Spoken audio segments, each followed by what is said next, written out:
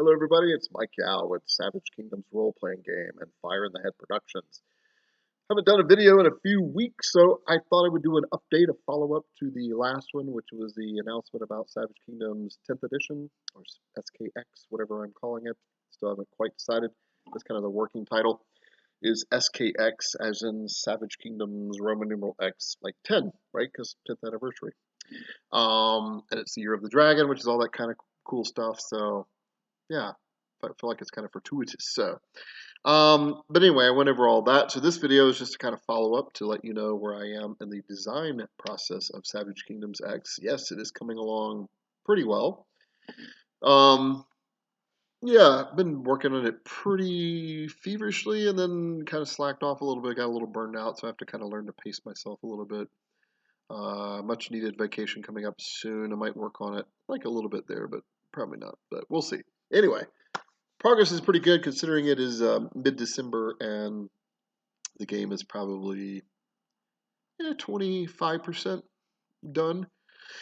So to let you kind of know my design process, and maybe this is a good video for you new designers, particularly younger people or even older people like me that are just kind of getting into the hobby or whatever the industry. So I typically design I was going to say I design the core system kind of first, the skeleton, the framework of the system, and then I kind of do the lore and the background, the gazetteer, the political divisions, the geography, religions, all this cool world building stuff that we all love doing for the most part.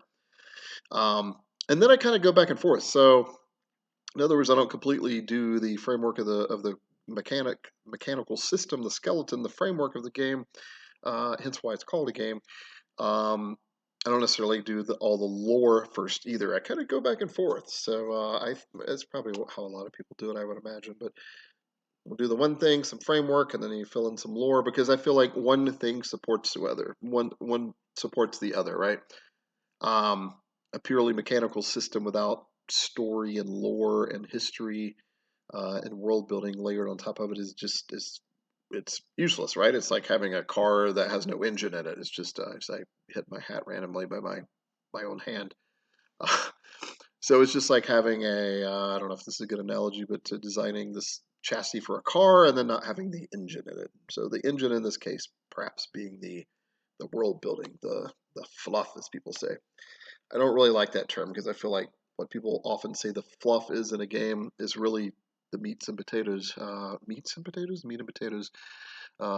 Honestly. So, but again, one supports the other, right? So nothing is necessarily more important than the other. I would say at the very end, and it all comes down to story and world.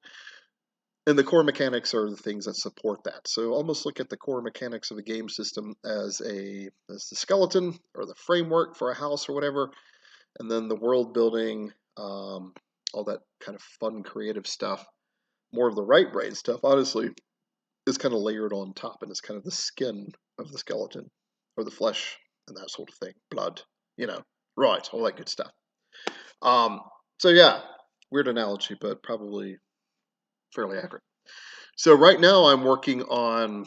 I went over some game stuff last time, and honestly, I didn't really write any notes. I just kind of decided to do this video on a kind of a whim, like a lot of my stuff. I don't really edit the stuff. Usually do it all in one take. So I'm just going to kind of spitball here because I just find it more interesting. Hopefully you guys find it interesting enough to have gotten to 4 minutes and 5 seconds, which is where we are right now. All right, so some new developments. There are 9 skill levels, and each skill has, so I think in former editions, skills went to level 10.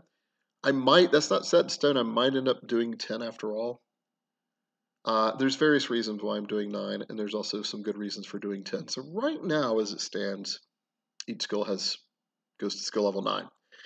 I'll give you the reasonings for that really quick. So you gain a skill specialty at skill level 3. So in the previous edition, you gained skill specialties from a skill at skill levels 3, 6, and 9. Now in SKX, the way I have it designed right now, anyway, is you get skill specialties at 3, 5, 7, and 9. So you get them more often, actually. And the reason for that design choice is that skill specialties they play a bigger role in this edition. First of all, they get a +2 bonus instead of a +1. I think I probably covered this in the last video, but just to reiterate. So not only that do the bonus is double, but now you get an extra. You get potentially 4 skill specialties if you make it all the way to skill level 9 and whatever skill. And so when I'm throwing the word level around, those of you not familiar with Savage Kingdoms as much, level's not really a term used for character level. I know people still do it, and that's fine. I mean, I know what they mean, but that's technically advancement. So the only time I'm using the word level in Savage Kingdoms, and this has been since the first edition 10 years ago, is describing skill levels. Actually, I take that back. There was another use for the word level, which I'm changing in this edition, which was CL. CL stands for challenge level. And that's kind of like challenge rating in Dungeons & Dragons, Pathfinder, various other games. They may not use that exact terminology. For creatures, I'm probably looking at using the term PR, which is power rating. I don't know, maybe not. I thought it, I thought it was cool, and I just said it right there out loud, and it doesn't sound as cool. It sounds like public relations, but anyway, whatever the nomenclature is, it probably won't be challenge level. The only thing I want to use for the term level is skill levels, and part of that's I'm doing that on purpose. I'm kind of like, uh, I go way back with Dungeons and Dragons and stuff, and the word level in D&D is, and everybody knows this is like a famous thing about D&D, is this use the word level is used for 4 different things, right? Character level, spell levels. I can't remember the other 2, but trust me, there's at least 4. And so that was kind of a joke. Like we all, that as we grew up gaming as us old timers, we knew what everybody meant when you said spell level, character level. We got it. We understood character level and spell level aren't necessarily the same if you're a spellcaster. It was very simple. However, there was, we did sort of make fun of it a little bit. So the reason I don't use the term level that much in Savage Kingdoms is because of that very fact. I'm just like, the term level is just so overused in RPGs. I'm just like, sometimes get sick of it. It is a necessity, I understand. So just a little weird insight there, a little glance behind the screen, as it were. So the term level is only used for describing skill level. So there are 30 skills still in Savage Kingdoms. I went on a little weird design torrent a couple of days ago, where I'm challenging myself to come up with even newer stuff, even like really kind of semi-radical. Another design process I make, and I do this also as an actor as well, is I'll make a really big choice, and then I expect it to get pared down. But that way I know kind of where the limit is and where the low limit is. What we call in acting, pulling it back, right? So you go big and let the director say, oh, okay, that was a little too much, pare it down a little bit. So sometimes in game design, sort of the same thing, just kind of make a really radical choice with your rules. And then probably common sense will pare it back a little bit, but at least you get to see where you can kind of go with it. And maybe it even sticks. Maybe you come up with this really cool idea that actually kind of sticks, even though you expect it to possibly be pared back. So yeah, don't be afraid to make some big design choices when you're working on your tabletop role-playing game, or computer role, whatever type of role-playing game that you're doing, even if it's writing fantasy, novel writing.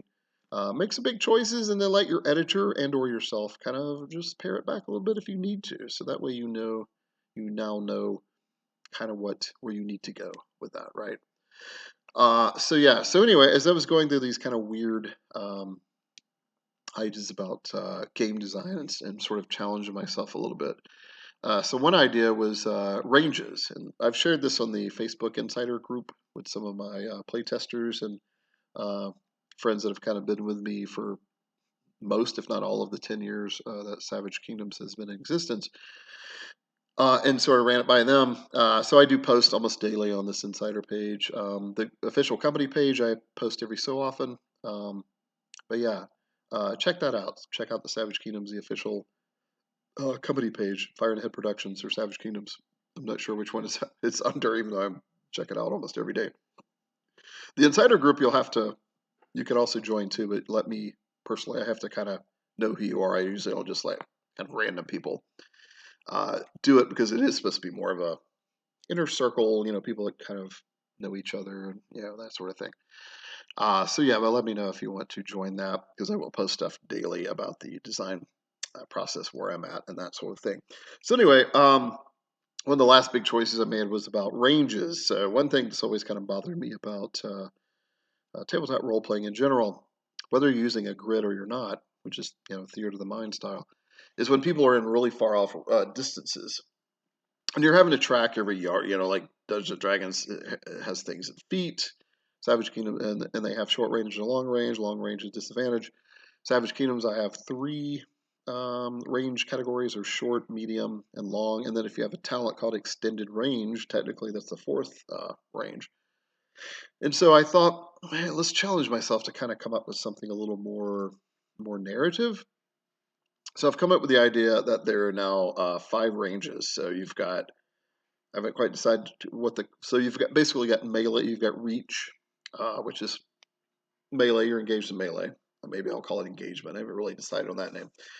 The next range is close range. Close range is basically from 3 yards, which is like the a reach three weapon, a 3 yard reach with a war spear or a polearm in Savage Kingdoms, up to like 10 yards, right? And then short range is roughly 10 to 20 yards. And again, these are approximations. Medium range then goes from 20 to, gosh, maybe I should have written some notes because I've kind of changed it a few times. Anyway, the point being the next range would be medium, which is like, no, wait. Yeah. 10 to 30 or 10 to 50 yards roughly. Something like that. I can't remember. Anyway, the next range after medium is long, and that's 30 or 50 to 100 yards, or maybe it was 120. Again, I've gone back and forth. And then the final range is extreme, anything over 100 or 120, whatever I decided it was. And I'm still working on it, so it may not be set in stone. So basically, you've got melee reach, you've got close range, short range, medium range, long range, extreme range. So 5 categories. So instead of tracking every foot, or actually in SK terms, yards, which makes more sense outdoors, which is why I did it that way, because that's literally what yards exist for. Um, so instead of tracking every single foot or yard of movement, you can just track ranges. Now, there's some games that kind of do this. I think this idea is maybe a little different, hopefully. They call them zones, I believe. And I like to say I got the idea from maybe those, but I don't really. I mean, I guess I kind of did, and then I just didn't. I never really liked it, and then I came up with this idea a few days ago, and then now look back and realize maybe that's actually what they were kind of doing as well. So maybe I was somehow influenced, but in any case, doesn't really matter. So basically, you can spend one action to move one range, and that's just the easy way to do it. So if you start the encounter at long range, which we've decided, I believe I said might be up to 100 yards, 50 to 100 yards, you could spend an action to run, move. You can describe it the way you want to, but I imagine that an action is a couple seconds. That's probably going to be a pretty dead out sprint, pretty good run to get to the next range, which would be medium. If you want to go even get into short range, you spend another action to get to short. If you want to spend your third action, because again, SKX is going to have a 3 action combat system, which I'm really excited about. Then you could get to short. We start long, medium, short. So you could end up getting in close range, which is almost in melee reach. So that's close range is going to be like your like dagger throws. A good bit of spells are short range, and so that's another thing. Not only did I have to rate each ranged weapon as that type of category, but I had to kind of do so with spells. So right now I'm listing the actual yardage like in old school SK terms and in parentheses a parenthetical listing of the new range categories I came up with because I haven't quite decided. Or most likely what I'll do is I might keep the actual numerical listings and then as optional rules you can use the range zone rules that I just talked about. Maybe make that an optional rule. But part of me, a really solid part of me, wants to make that the core mechanic. Actually, I think it's really. I just think it's easier to use, and I think it also reminds us to focus a little more on narrative. It's a little bit more a narrative instead of going, I move 23 yards exact, and then I do this. It's like especially in the action scene, particularly combat, and mostly in these cases. Um, Nobody knows that you're 42 yards away. No, the enemy knows that you're there and you're shooting an arrow at him or her or it or whatever, and that you need to move to this distance to get a better shot, or that person needs to move and close with you, and you're 2 ranges away instead of we don't need to know that you're 42 yards necessarily. Um, so if you're playing on a huge grid and you're tracking movement, that's fine. But even the largest grids that I see, and I play at a local game shop that has pretty large boards for miniatures play. And if you're using the typical sort of 1 inch scale, 1 inch is 5 feet, or in Savage Kingdoms, 1 inch is 3 yards, is how we do it. Um, Even a bigger table, you never really only get to maybe 40 or 50 yards out at the very end of the table. Meaning that in this system, that's only medium range, right? Maybe you get to long if you're like way off in the corner on this big grid table or something, maybe. So anything beyond that is just you're tracking in your mind anyway. Even in these big miniatures games that literally track every movement, that's it's not really role playing, right? It's more of a battlefield simulation. So yeah, so that's kind of the point of doing this somewhat innovative. I mean, not entirely new rule system, movement system. So again, I'm working on it. It's not 100% that I'm going to use that, but I'm probably looking at 90% chance I'm going to use it either as an optional rule, or maybe make it the actual core rule, and then make the yardage rule be the optional rule, or maybe just not even have it at all, because I don't really think it's that valuable. So having said that, mobility will still be a character trait or character stat, and it's based on yards. So new formula in SKX, because you have 3 actions in a 6-second round, which may change to a 10-second round. I don't know. We'll see.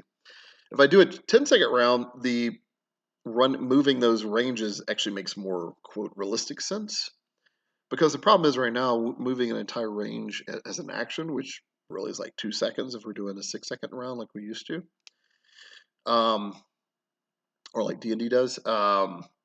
That makes characters really fast. Unless you're closing this from short to close range, that's pretty believable. But when you're running extreme to long range in 2 seconds, that's a little.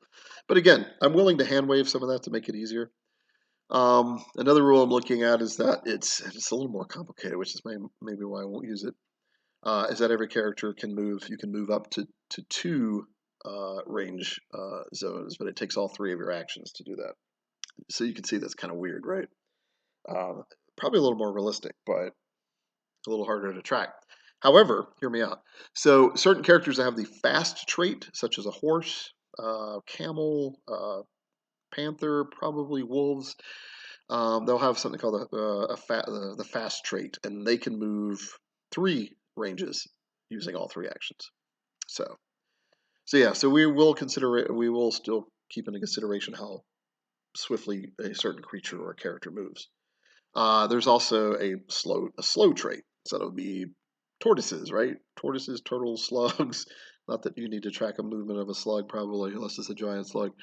Um, yeah, things like that don't move quite as quick.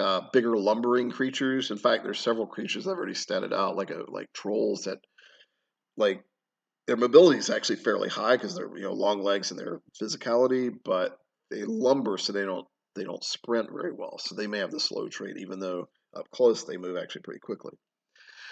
So to get back to that point, yes, there will be mobility rating still going on yards. The formula is 7 plus your agility plus strength, whereas in previous editions it was 10 plus agility plus strength. Now it's 7 because it's now 3 actions instead of 2, right? So it kind of stands to reason. So yeah, and that's how many yards you can move as a single action, right? Tracking it the old way. So if I do the range category thing, we'll probably just so basically my idea is that if you're playing it on a grid, you're using kind of you're probably just playing in close range, right, up to 10 yards. So anything within that 10 yards, you can actually track per yard, right? Because everything encounters close. Um, Distance is a little more detailed and probably necessary in some cases. And then once the distances get greater out, then we just track by range categories, right? Categories instead of every yard, that sort of thing. Um, Randomly going British there. So yeah, that's just something I've been working on. I think it'll be pretty cool. just give you some examples, like a longbow is extreme range, a short bow is long.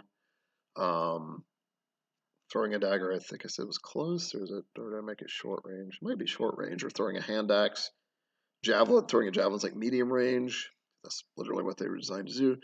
Throwing a spear is like short range, I believe. A sling is long range. I almost made it medium, but I did some more research on slings, and a really good slinger can sling a sling stone or bullet just about as far, if not as far, as a short bow, hunting bow's arrow. Longbow still definitely got all of that beat, but just to give you some examples.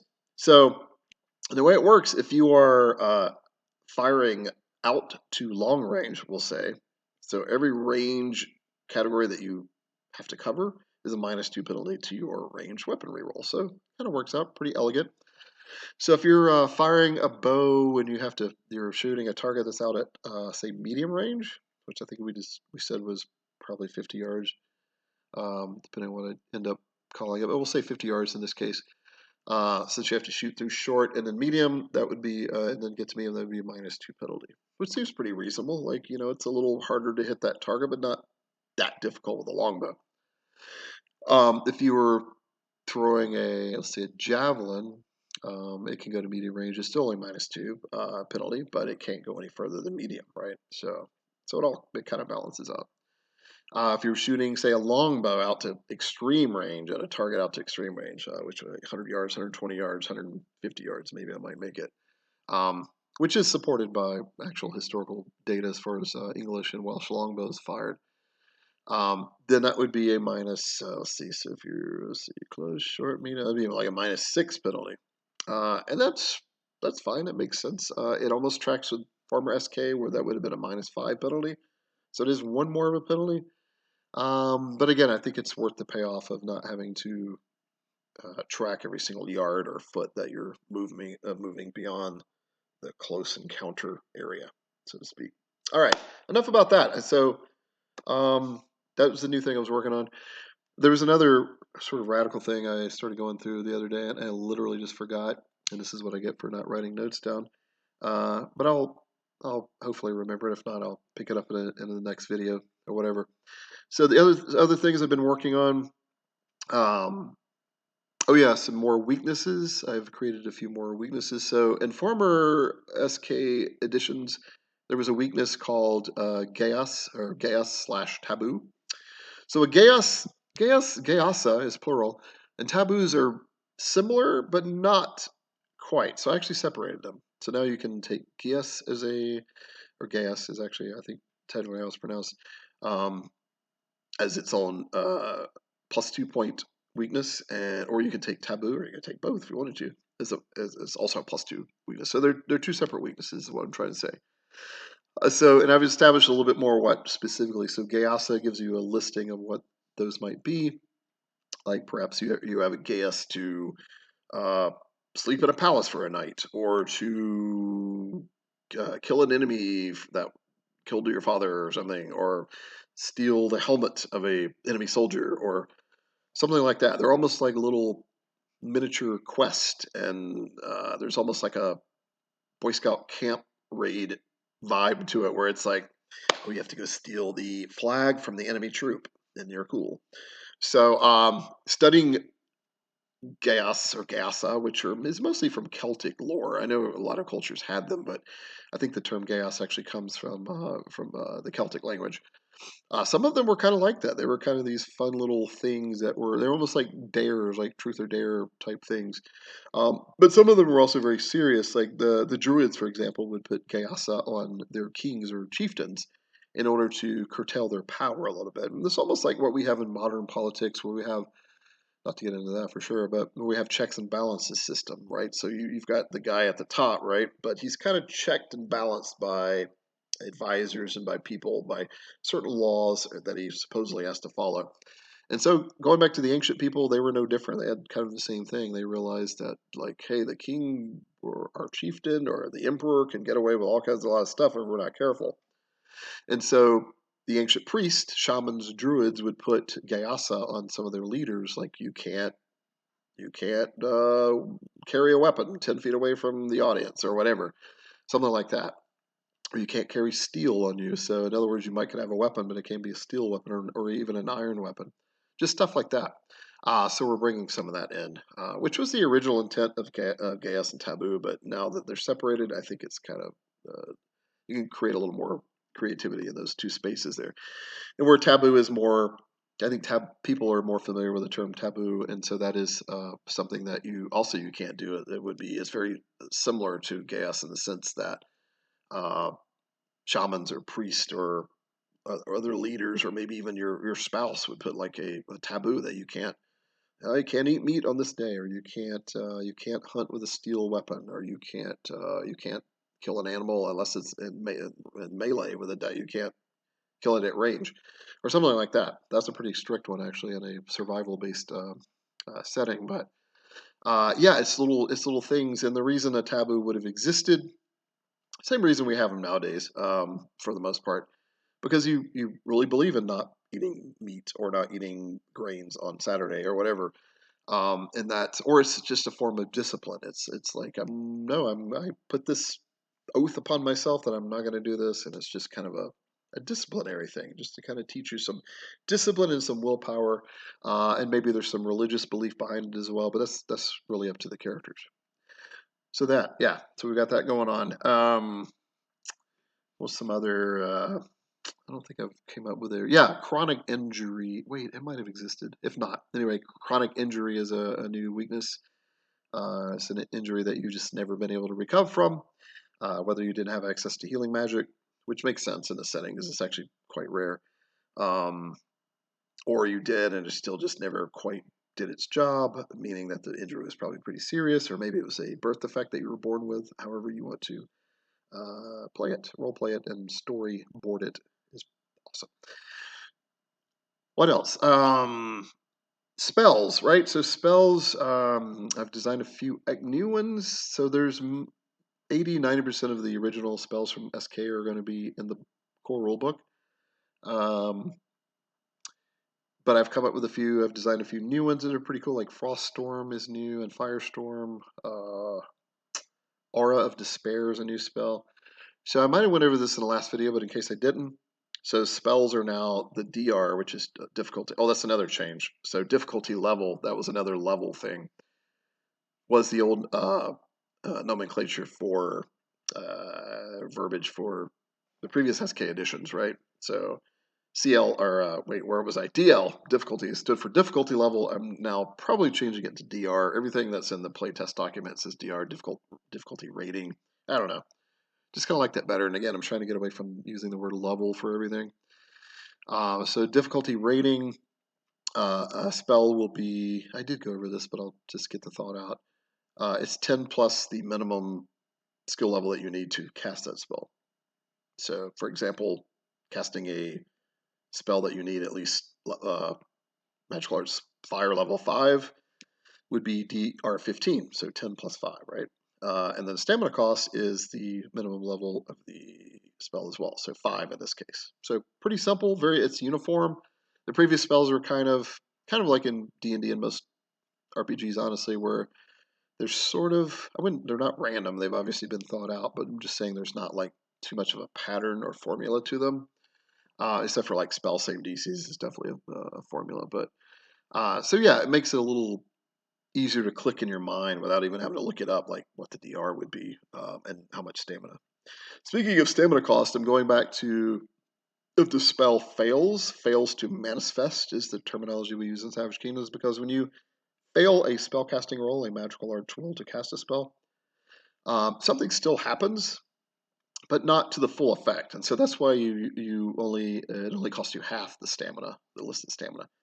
So an example I just stated where it was stamina cost 5, it would be 2 because it's rounded down. Everything's rounded down in the system. So yeah, if it doesn't work, you only spent 2. So because the entire spell didn't really, only some of it used some of your energy is kind of how I'm explaining it. Yeah. So right. So that's spell casting.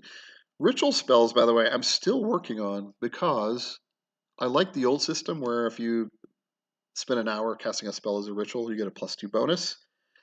But it either seems a little too long an hour or the bonus isn't quite as high, but I don't want to go to +5. Savage Kingdoms is a very +2, +5 system, in case you haven't noticed. That's on purpose.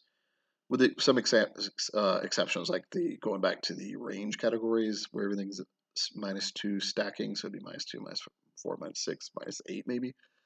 Um, and then also like outnumbering bonuses for every ally that you have helping you as a +1 bonus. So there are exceptions to the +2, +5, but in general, that's kind of the type of system. So going to +5. So I do have a talent though that I've been working on called a Ritualist or possibly Ritual Caster. I'm not sure. Probably Ritualist. I like that better. Or Ritual Specialist or something. Whereas that, if you have that talent, you get a +5 bonus instead of a +2. And I kind of like that because it follows the philosophy of the rest of the game, where there's a lot of base stuff that most people can do, if not everyone. But if you specialize, if you're really good at a certain thing, it kicks up your bonus to the die roll higher. So yeah, so that's most likely going to stay. The thing I'm kind of struggling with is that there used to be in the previous editions a talent called Create Talisman, or no, Enchant Talisman, which I was really into when I first created it. I think I was being influenced by a couple of fantasy novels I was reading at the time, and even a historical, some Celtic stuff about storing spells inside of like items, particularly cold iron items or stuff like that. I might have taken it a little too far, but I'm not sure I'm going to have Enchant Talos. Right, so far it doesn't exist. It's not in the SKX rules yet, and that is storing a spell. And the reason that I might be getting rid of is because it's really hard to track these tiny little items. Also, SK kind of being mostly a sword and sorcery game, it's a little grittier. It doesn't rely on a lot of magic's pretty rare, which means it's more awesome when you get to use it or find it instead of just like another thing that you throw away. Um, so if you have these little talismans and it contains spells that, even though they're pretty minor, I don't know, it kind of goes against that philosophy. So I don't know. We're looking at that. Speaking of which, there's a talent called Folk Magic that I was pretty proud of in the Savage East of last released 3 years ago, 2.5, 3 years ago. And it was like little tiny spells or charms that like even common people would know. And I like the idea of that, but again, it makes it, I don't know. So I'm kind of arguing with myself back and forth on that. We'll see what happens. Right. Yeah. So that's probably enough about the magic system. Um, hmm. Right. Oh well. No, no. Let me finish my thought on that. So in previous editions, you had, in order to use sorcery or magical arts, any of the 7 magical arts disciplines, and there's still 7: air, earth, fire, water, life, death, shadow. You had to have an entry talent. That's still the case in SKX. It's a pretty serious skill. Not everybody knows it. I mean, alchemy is almost to that point too, but I still allowing pretty much anybody to take alchemy. It costs enough anyway, already as it does, um, skill point wise. But so instead of having like an acolyte or apprentice or magic affinity talent in order to use magical arts in SKX, I just kind of went right to the chase. I kind of took a page out of the book of Red Sun when I was working on Red Sun, and I still am actually, where it says where you take a talent called Air Mage or Death Mage or Shadow Mage or whatever. And so just kind of doing that. So some of the Red Sun choices I made kind of influenced SKX a little bit, not a whole lot, but some ideas. PR is one of them, power rating. DR, difficulty rating, is another one. And the way I'm structuring the sorcery magical arts a little bit is kind of helpful from Red Sun. So yeah, so you just have to have that talent. There's still an acolyte talent, meaning that you had some religious training, and you start with an extra spell from having done so, meaning that you've had some formal training. You probably learned an extra spell or a little trick from your priestly masters. And you also get to start with like a religious item like holy water, holy oil, or incense, and that give you like extra stamina points, stuff like that, which is kind of cool.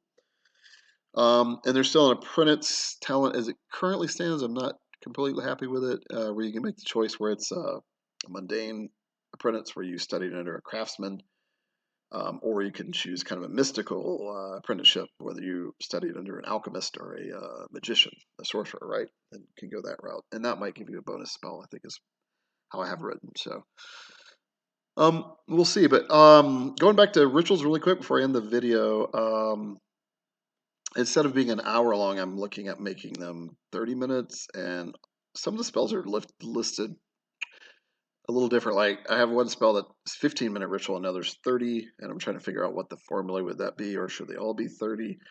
Uh, some spells that are already built in as rituals, such as regeneration or life restoration or raise the dead. Maybe those will be an hour because they're already like a 10-minute base time. I think they are, or maybe a minute is one of them. In any case, maybe they should be higher. So I'm looking at doing a formula there. If the spell base casting time is a minute or more, maybe it's an hour ritual instead. And yeah, I think it's it. It's 35 minutes. This has been pretty long, but hopefully pretty informative. I'm sure I will think of about 40,000 other things to mention in the design process. Oh yeah, I will leave it at this thought because I meant to do it last video and I think I failed to mention it. So I'm looking at going back to the example of the Reforged edition, also known as second edition. Didn't call it second edition, but it was Reforged. It's really probably 1.5 edition. Um, so that book contained the core, the West stuff of the world, and also the Savage East part of the world. So it was all, and then I went back to Savage Kingdoms 3. I decided to split the two again. I think I'm 80% chance I'm going back to that Coral rulebook model, only if I can get the book pared down to 400 or less pages. I was pretty happy with the last Coral rulebook. I think it was 401 or actually I think it might have been 400 exactly. I think the PDF was 401 or 402 because it counts the cover as a page. But as far as the core rule book, I think it was just 400 exactly. So if I can do that, both, so that way we have all the cultures, all the base stuff in the one book. I like the idea of the Savage East, which is why I've done it twice. But I think I'm gonna go back to the core thing, and I'm gonna try to streamline all the information into that. So the gazetteer sections will probably be a little bit shorter. I know a lot of people like those, but honestly, some of the entries were very long. I should have edited myself for sure. They're at least 2/3 the length of some of those, if not half the length. So that'll help. And I will present the information a little bit more. I kind of rambled on in the past books, which I completely can see now. I mean, pretty happy with it overall, but there was definitely some points I could have been edited a lot more than it was happening. So hopefully that's going to happen more. So yeah, looking at core rulebook containing both of those, the east and west information as far as the continents of Astagonia and Hassan. I don't know why I'm doing this. And then connected to Hassan is Amanji, which is kind of the African type continent. And then in the north is a polar. It's not really the polar, but it's way up in the subarctic continent called Ragnagard, or Rathkir if you're Rathkiri, and then the Isle continent of Mezca. So, in other words, all 5 of those major continents and regions will be in the core rulebook, and all the different kingdoms and territories within, of course, as you would normally see, are in there. Yeah, and then if I release the second book, which we certainly are for one of them at least, is Heroic Adventures. That'll probably contain more talents and more spells and expanding the core rulebook even more so. More stuff about GMing and this stuff. All right, that's going to wrap it up, guys and girls, and hopefully you made it this far. So thanks for checking out everything. I'll talk to you again soon. Bye.